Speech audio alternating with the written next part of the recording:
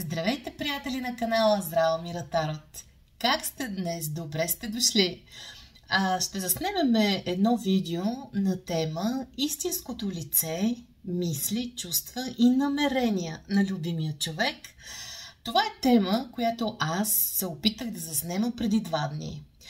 Но никога нещата не се случват тогава, когато не им е дошло времето. Разкладът, който заснех, беше наистина интересен. Едната от картите, които извадих, беше кулата. Това тук сега става още по-интересно. И в момента, в който вадя кулата, се случва нещо със свещта и хоп, загасна. Което ме накара да избухна в смях и казах: "О, силите ни пращат знаци." Висшите сили ни пращат знаци. И продължавам да записвам. И даже се пошегувах, че обикновено, когато правя записи, някой път се случва да падат и предмети. И слава Богу, че само е загаснала свеща и не са падали и предмети. Защото някой път такава обстановката, че някак се наелектризира енергията. Свалям, приключвам с видеото, решавам да сваля видеото и кога поглеждам, от момента на загасването на свеща, възниква един технически проблем, който аз не мога да отстраня. Така че нито загасването на свеща е било нещо случайно, нито пък висшите сили обичат понякога да се шегуваме. Така че знаците са нещо, което са, може би, така като нещо отправено за конкретен човек, не за цялата аудитория. И просто видях, че съм се заглушила, че просто няма записа, просто имаше такъв проблем, който нямаше как да го отстраня. Затова реших днес да помоля висшите сили да бъдат благосклонни към нас, за да може да намерим най-правилните отговори на темата, която съм избрала за вас. Всяко едно нещо се случва в точното време и място. Ще направим, разбира се, сега една идентификация, за да разберем кой е дошъл днес тук на масата на таролога. Със сигурност този разклад ще бъде различен, може би дори аудиторията ще бъде различна. Щом сте тук, съм сигурна, че има какво да чуете и има какво да разберете. Хайде ние да започнем, мили хора, с нашата идентификация. Първата карта, която се пада, това е краля на мечовете, мъж в студената енергия, възможно е също така да е и във въздушните знаци, за някой от вас ще се отнася. Един човек, който се опитва да дава превес на разума, не толкова на чувствата. Човек, който към днешна дата може да е затворен за вас, да е обран на емоции, човек, който може дори така да се отстрани от вашите отношения. Разбира се, че при всички хора ще бъде различно, така че нека всеки един от вас да си вземе това, което се отнася за него или за неговата любовна история. Хайде да видим кой е дошъл тук днес при нас. Един човек, с който, както предположих, има една бедност в момента във вашите отношения. Възможно е да не си говорите много, възможно е някой да е напуснал тези отношения, да си е тръгнал от тях дори. Защото петицата на пентаклите, когато говорим за любов и взаимоотношения, това не е карта, която ни дава така много потенциал или така много хубави емоции. Показва точно обратното, сякаш тук са изказани много неща, сякаш хората вече няма какво толкова, нали, да си кажат. Общо взето, да, витае едно, може би, така обрано отношение от страна на партньора. Между другото, тези две карти добре се допълват, защото и самият крал на мечовете е в такава енергия, че много често това са мъже, например, които така не изразяват чувствата си много умело. Мъже, които някак любовта им е мъдра, по-рационални са сякаш. И може би не е това партньора, който ще сваля звезди, ще ви праща поеми. Сега не казвам, че този мъж с интелект, защото краля на мечовете, човек с интелект, не може пък никак да бъде романтичен, но някак при този крал преди всичко е не толкова сърцето, колкото решения, които се опитвате да бъдат на базата на разума. Това е за тези крале, които отговарят на въздушните знаци. Но сега в случая не е, казах задължително, това да е човек, който да е във въздушният зодиак. Може просто в момента този човек да е в една такава енергия, че да е малко по-затворен и малко по-студен към вас. Светът показва, че да, това също е една карта, която може да показва дистанция. Една дистанция, да кажем, дори при някой от вас. Това ще се отнася, да кажем, за 20%, 25% от вас. Това могат да бъдат хора на разстояние, хора, които ги делят граници. Възможно, например, единия да е в чужбина, или да е някъде на път, или да е в друго населено място. Картата Мир или картата Свят, това е карта, която показва и края, настъпването на край на един цикъл в живота и започването на един нов цикъл такъв. Възможно е в момента някак тези отношения да са като на пауза, т.е. някак сякаш или са на пауза, или върват някак към приключване. Някакъв етап от вашите взаимоотношения е вече към своя край. И както казах, при някой от вас ще си имаме една дистанция, която ще си бъде чисто физическа. Това ще са и хора на разстояние. Пак повтарям, за някой от вас. Хайде да видим по-нататъка. Нещата са оставени някак на времето. И тук се пада картата на провесения. Възможно е в момента така да има един застой. Застой в развитието на тези отношения, застой в комуникация, във всяко едно отношение. Някак нещата се случват бавно, както обичам да казвам, на забавен каданс. Тук се изисква едно преосмислене на тази ситуация, възможността да се погледне тази връзка така през една по-различна перспектива и фокус. Това е една бавна, много бавна енергия, но това е всъщност ситуацията, в която е всяка една връзка, всеки един човек тогава, когато се изисква тя да бъде преустановена, преосмислена, да й бъде дадено време. И може би е точно така, в момента вие имате нужда сякаш да се отдалечите и да си дадете малко време, за да може да усетите на къде върви тази връзка, на къде духа вятъра, както се казва. Така че тук в тази връзка определено ще има застой. На дъното на колодата се появи една карта, която аз няма как да пренебрегна. Това е картата на любовниците. Любовниците е карта, която е свързана с избор в любовта и алтернативи в любовта. Понякога изборът може да бъде дали да продължи една връзка или не, а понякога избора може да бъде, например, с това кой партньор ние да изберем. Сега ще прибера тези карти. Направихме една идентификация на вашия човек и на вашата история. Ако смятате, че вие се вписвате в този разклад и темата, която днес избрах за вас, заповядайте, останете, може би има какво да чуете и какво да разберете. Хайде сега да видим какво чувства този човек към вас, какви са чувствата му, онези истинските, а не тези чувства, които показва. Защото знаете, че в любовта ние много често си надяваме едни маски, много често се правиме на непокисти, много често не изразяваме нашите истински емоции и чувства, а може би трябва. Затова хайде да видим този човек какви чувства има към вас. Това е картата на Хиерофанта, което означава, че при някой от вас може да имаме едно обвързване, което да е официално, да сте били сгодени, да сте били женени. Казвам за някой от вас, а за други може да се окаже, че този човек има ангажименти някъде другаде. Все пак не забравяйте картата любовници, което показва винаги друга страна. Разбира се, че тук нашите зрители ще бъдат разделени съответно на хората, които са били в такива отношения, и хората, които имат взаимоотношения с човек, който може някъде да е официално ангажиран, тъй като Хиерофанта той пресъздава официалните партньорства. Една ангажираност. Партньор, който е спуснат някак свише. Говоря за тези, които са в такава обвързаност.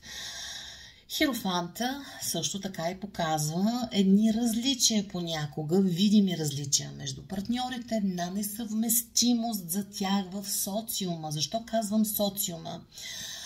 Защото, например, за тези, които са третата страна, любовник, любовница, Хиерофанта тук напомня един вид за факта, че някои от тези хора няма как да бъдат афиширани. Т.е. това е една любов, която трудно ще се приеме в социума обществото. Между другото, това може да е различие във възраст. Някои така партньори, например, да има една значима разлика или не чак толкова в полза на жената, което също е свързано с едни вече, макар и устарели норми в обществото. При някой, разбира се, един малък процент, винаги казвам, може би 5-10%, не повече, ще има и някакъв религиозен фактор. Може да кажем, някакъв брак с човек от друга култура, човек с друга религия, човек, който просто принадлежи на по-различно общество, да живее в една по-различна среда. Хайде да погледнем. Тук може вашите чувства да бъдат афектирани от някакви такива правила, но този човек ви обича. Ако се питате дали този човек има чувства към вас, ама как да няма? Как да няма чувства? Това е десятката на чашите. Тук говорим наистина за чувства и независимо дали този човек ги изразява, дали ги крие, дали е лаконичен или не, този човек определено изпитва чувства към вас.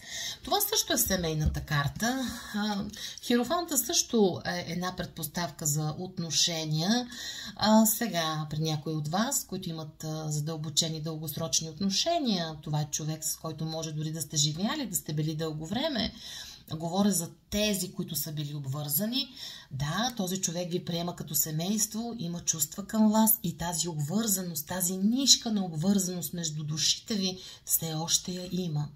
За тези, които обичат човек на разстояние или човек ангажиран някъде другаде, възможно е този човек пред обществото да изпълнява своите функции, но неговото семейство, неговата любов, човека към който насочва своите чувства, това сте вие.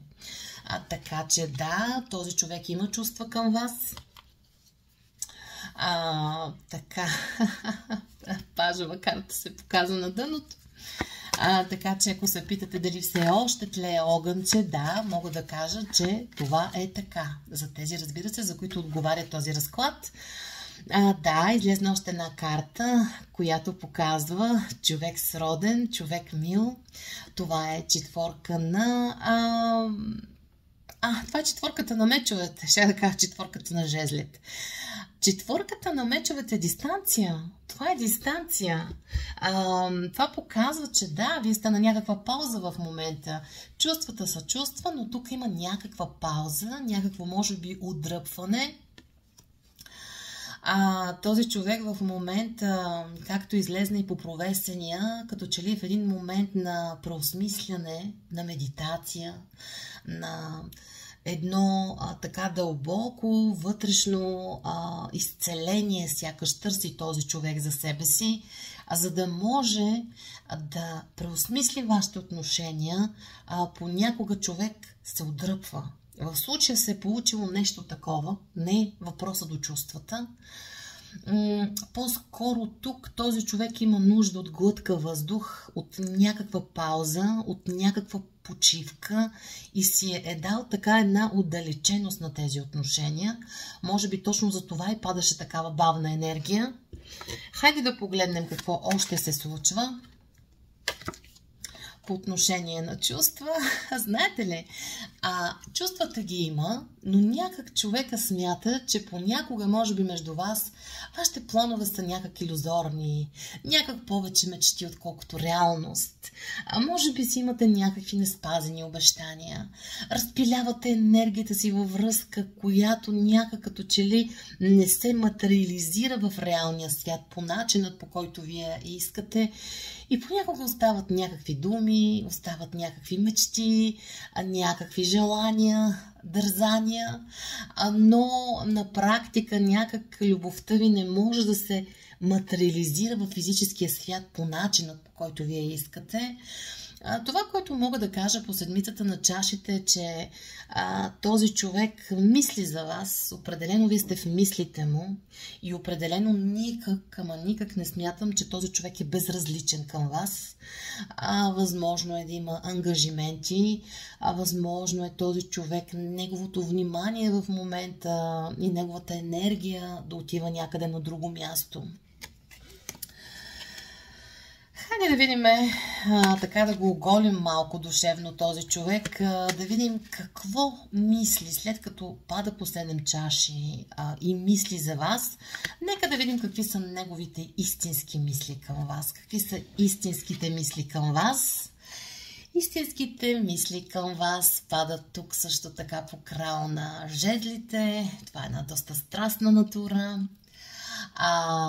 В началото показва този крал на убраност, т.е. не изразява своите емоции, но вътрешния му свят и вътрешните му чувства, той е един истински крал на жезлите, един мъж, който е страстен, който може да даде на една жена онзи огън, който е нужен, за да я запали, но само тогава, когато той иска. Така има един свой нравен характер, изглежда този човек, но всъщност той ви желае. Има чувства към вас и ви желае. Желае ви като жена или като партньор, съответно момчето, обръщайте си.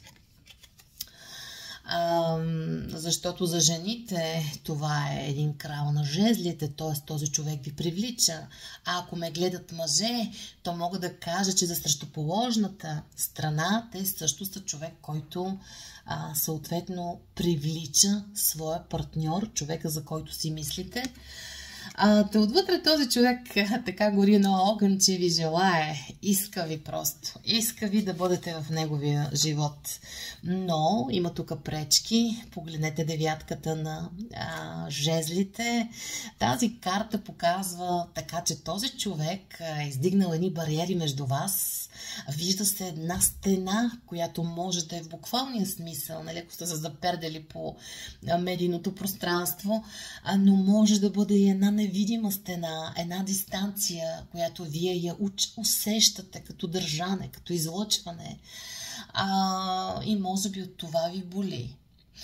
Защото девятката на жезлите е карта, която показва един човек, който брани своето пространство, който постави един лимит, който казва до тук, аз те допускам до тук, но тук нататък ти не можеш да влезнеш в моя свят. Та на практика, да, има някаква потайност в този човек. Не смятам, че наистина изцяло е показал своите чувства или своето лице, защото това, което показва пред вас и това всъщност, което изживява на едно вътрешно ниво, са две различни неща. Дали за да запази достоинството си, дали просто някакво его, дали просто е преценил човека, че не е момента за тези словоизлияния, иска просто да се отдалечи. Той не изразява всичките тези страсти, всичките тези емоции, които бушуват дълбоко в сърцето си. В сърцето му. Или в сърцето й. Хайде сега да видим дали този човек има намеренията, ако между вас има мълчание, сега за тези ще питам, между които има мълчание, дали този човек ще наруши мълчанието към вас. Излизате в енергията на кралицата на мечовете. жена, която сякаш също така се държи отдръпнато, която вече е показала, че тук номера не минават. Извадила е сабията да реже глави. Знаете ли, този човек също излезна в идентификацията като един крал на мечовете. Вие излизате като една кралица на мечовете. Това отново тук може да имаме превес на въздушни знаци, но казвам не е задължително. Тази жена в момента, тя се опитва с неговите или нейните камъни, нали, в неговата градина. Казвам неговите, нейните, за да не става объркване.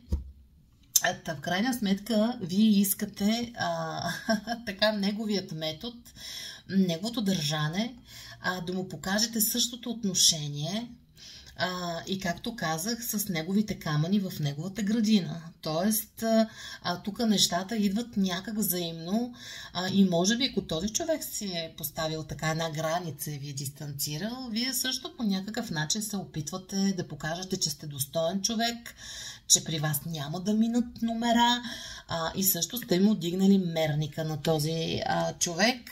Някак може би това също до някъде вкарва този човек в едно двусмислие, дали наистина вие искате да бъдете с него, дали ще го посрещнете с отворени обятия, както се казва, или ще му отсечете главата, защото тук наистина е възможно да се е получило някаква такава енергия между вас, на затвореност от двете страни. Хайде да погледнем. Тук се появява и една кралица на пентаклите. Разбира се, че това може да бъде разчетено от една страна като жена, присъстваща в живота на този човек, а от друга страна самата вие може да сте вече някъде ангажирани или да сте в ролята на кралица на пентаклите. Това е жена обикновено, която е съпруга. Сега при някой от вас ще имаме триъгълници, т.е. този мъж може да има до себе си и друга официална партньорка, както излезна и по Херофанта. При някой от вас, казвам, може самите вие да сте били в такова партньорство, а за трети от вас, което не се изключва, тъй като тук ме гледат много хора и тази история ще бъде погледната с различни очи от всеки един човек, е възможно също и вие да не сте напълно свободна. Да кажем, може от 20% от жените, които ме гледат, да бъдат ангажирани и някъде другаде, не всички. Така че тук има една така обективна пречка и този човек за сега е решил някак да държи тази студена политика, ако мога така да кажа. Това е нещо като някаква дипломатичност от негова страна, смята да не се натрапва, смята много да не напомня за себе си. Така че ако в момента чакате този човек да се пречупи, пък нали, да ви се обади, това няма да стане точно сега, защото енергията е бавна и втори път излиза тази карта между другото. И този човек иска някак да преосмисли вашата ситуация. Не мога да кажа, че е захлопнал вратата и е затворил страницата, но също така не мога да кажа, че в момента този човек е готов за някаква радикална промяна. Защото, както се вижда тук, определено се усеща едно така вмешателство и на трети човек. Тук имаме присъствието на две много силни женски енергии. Кралицата на пентаклите и кралицата на мечовете. Така че този човек може тук да пада и малко на избор. Вижда се на дъното на колодата се получи тук десятката на мечовете, което значи, че напълно е възможно така доста тежко и дълбоко да сте се наранили по някакъв начин и то взаимно. Това е вече един крайен предел на нараняването. То няма от тук нататък на къде. Така че болката носите и двамата сърцето си. Може би всеки по-отделно в някаква степен може да се изживява като някаква жертва на тези отношения или може би, ако не жертва на отношенията, то жертва на обстоятелствата. Но ситуацията при вас е такава в момента. Чувства има, но има и една преграда и дистанция и една необходимост от преосмисляне и време. тъй като този човек за мен не е взел окончателно решение за това как иска да се развият вашите отношения. Той е в размисъл. Хайде да видим този човек какво се явява в живота ви. Какво се явява в живота ви този човек по романтичните ангели. Така. Романтичните ангели ни казват, че има страни във вас, които все още вие не сте опознали и че трябва да обърнете внимание на червените флагове. Нещо в поведението на този човек, в държането на този човек има нещо, което е неприемливо за една любовна връзка. И точно за това ангелите казват, възможно е този човек да има проблеми. Проблеми с семейство някъде, ако има ангажимент, някакви лични свои проблеми, които в момента дават превес. И някак този човек като че ли не може да ви сложи като приоритет в живота си. Не, че няма чувства, чувства има. Но не можете в момента на този етап вие да бъдете така първата писта, приоритета за този човек.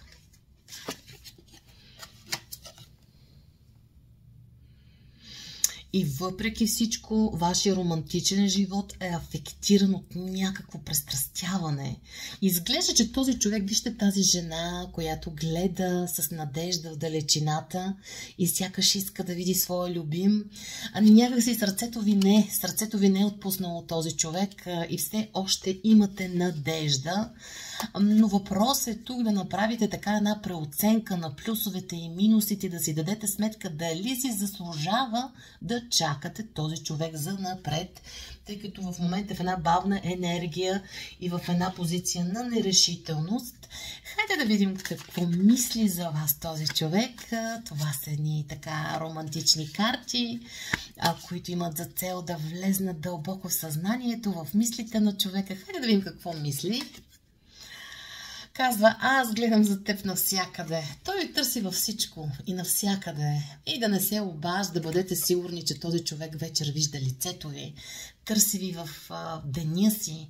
А може би ви вижда в нещата, с които сте изградили като спомени, като комуникация, като някакви подаръци, сувенири. Този човек ви вижда навсякъде. И той казва така, знаеш ли, аз чувствам, че сякаш ти му оставиш зад себе си. Някак си, може би, тази кралица на мечовете не ни излезна случайно. Този човек казва, аз чувствам, че ти ме оставиш зад гърба си. Знаете ли, ако този човек не прави някакви така крачки към вас, то е защото просто му се струва, че сякаш вие също вече се отказвате от тази връзка. Също няма на къде повече да дадете от това, което сте дали.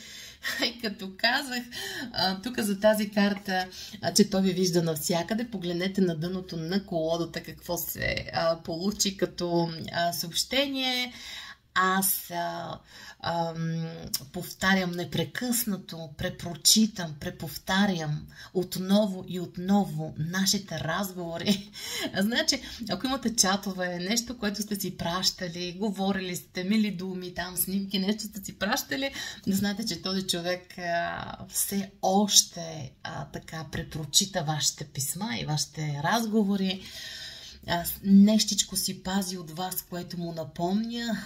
Както казах, хайде да видим сега какво още иска да ви каже този човек. Каза, че е разкрил някаква истина. Дали за вас, дали някаква истина свързана с него, с живота му, с ситуацията, която просто го е съкрушила. Този човек в момента се чувства съкрушен, дали от обстоятелствата, дали от това, което е разбрал или това, което е осъзнал. Хайде да погледнем. И той казва така, в нещо този човек не е бил много искрен с вас или с нещо този човек така е направил грешка към вас и той си я знае тази грешка и този пропуск, защото казва, много съжалявам за това, че не оправдах доверието си, за това, че си се почувствала излъгана и това, което казва на дъното на колодата е, аз се страхувам да се свържа с теб. Мисля, че на този човек не му липсват чувства, но му липсва увереност. Не е сигурен, че вие все още го обичате по начина, по който сте го обичали преди или сте го искали преди. И някак този човек не може да намери начинът, по който да се обърне към вас, начинът, по който да се свърже. Може би не знае какви думи да каже към вас или какво обяснение да ви даде. И това нещо влошава още повече ситуацията. Така че, ако искате да знаете какво е истинското лице на този човек, това е лице на един неуверен човек, независимо какво показва. Зад неговата студенина този човек крие чувства към вас и емоции, които все още не са угаснали. И неговата съкровена тайничка, че просто сякаш го е страх да се свърже с вас. Хайде да извадя още няколко карти, да видим как ще се проточат нещата в обозримото бъдеще между вас. Този човек може да ви наблюдава от някъде, да се интересува за вас, да пита или по някакви косвени пътища да търси информация. Може би смята, че някак вие вече се държите себично, че си знаете цената. Може би така усеща, че сте дигнали балоните, както се казва, и не искате да правите компромиси. Знаете ли, но при тези от вас, които имат тройна конфигурация, сега за тези, които са сигурни, че има друг човек в живота, тази тройна конфигурация се запазва в бъдещ период от време. Като казвам бъдеще, имам предвид обозримото бъдеще. И може би, ако тази ситуация на вас не ви изнася, да има и друг човек между вас или някакви други фактори, които да оказват въздействие, или ситуацията този човек да бъде вечно нерешителен и някак на избор, това нещо за сега се запазва като тенденция, т.е. не може да чакате радикална промяна или този човек така да махне с ръка и да каже ти си, така ще бъде, заедно сме. Не, той се стои този човек на избор. С две думи, либо ако ме чакаш, чакай ме, ама аз сега не съм готов. Някаква такава една ситуация. Имало е тук, неща, за които е послъгвал сигурно някак и ви е манипулирал, защото на дъното на колодата се появи господин Маг. Може да се опита пък с някакви манипулации така да действа към вас. Хайде да видим какво ще се случи в обозримото бъдеще. Боже, погледнете какво нещо. Вадя 3 карти, ще ги взема. Картата идентификация се появи. Ето го тук с цялата му прелест на краля на мечовете. Запазва се така тази студенина, тази обраност. Отново петицата на пентаклите. Погледнете каква синхроничност. И картата на избора. Така, какво мога да кажа за този човек? Че на този етап този човек е решил да лавира, ама наистина в буквалния смисъл да лавира. Решил да се стои там между чука и наковалнята и на този етап е решил, че не е готов да вземе крайно решение. Така че ако решението е да бъдете заедно, този човек не го е взел. Ако решението е да напусне трета страна, за да бъде с вас, този човек все още в колебание и това решение не го е взел. Така че, както си започнахме нашият така разклад с едни така доста интересни карти, по същия начин ние завършихме и затворихме този омагьосан кръг, защото то ще се окаже при вас, че тази връзка е един омагьосан кръг, от което излизане няма. Възможно е душите ви да се търсят, но ситуацията реално да е такава, че във физическия свят да не може тази любов да се реализира така, както вие я искате. Така че, ако искате да бъдете с този човек, ще трябва наистина да се зарадите за едно търпение, което съм сигурна, че много хора ще кажат, аз нямам търпение, аз дадох шансове. Всъщност ситуацията е такава, че ако има един ангажимент някъде другаде, този ангажимент в обозримото бъдеще си остава. Този човек не е взел категорично мнение по отношение с кого иска да бъде и дали иска да бъде с вас в дългосрочен план. лавира, чуди се, поддържа една студенина. И това е тенденцията, която аз виждам, за съжаление, така в най-обозримото бъдеще. Разбира се, че няма да завърша разклада по този начин. Ще дам един съвет, който е така отправен лично към вас, с кабалистик таро. Едно много красиво таро. Сега ще поискам висшите сили да дадат съвет за такава една деликатна ситуация, която излезна днес. Знаете ли, предишният разклад, за който споменах със същата тема, който така и не можах да го излуча, беше така един доста по-позитивен заряд, но хайде да видим. Кралицата на чашите се преобърна. И най-шокиращото е, че същата тази карта на преобърнатата кралица чаши бях изтеглила като един съвет към хората и на предишно гледане, ако не и това, което не успях да излъча. Това, което се иска, е да излезнете от тази меланхолична енергия, да излезнете от това състояние на депресивност, което голяма част от дамите може би е обхванало в момента. Да се опитате да гледате по-ведро на живота, да не изпадате в крайни така емоции. Може би картите искат също да кажат да не бъдете прекалено чувствителни и раними, да поставите себе си на първо място, да дадете приоритет на хубавите чувства и емоции и да не се задълбавате в негативните емоции. Нека не забравяме, че ние привличаме това, което излъчваме. Толкова от мен, мили приятели. Желая ви една прекрасна вечер и всичко най-добро.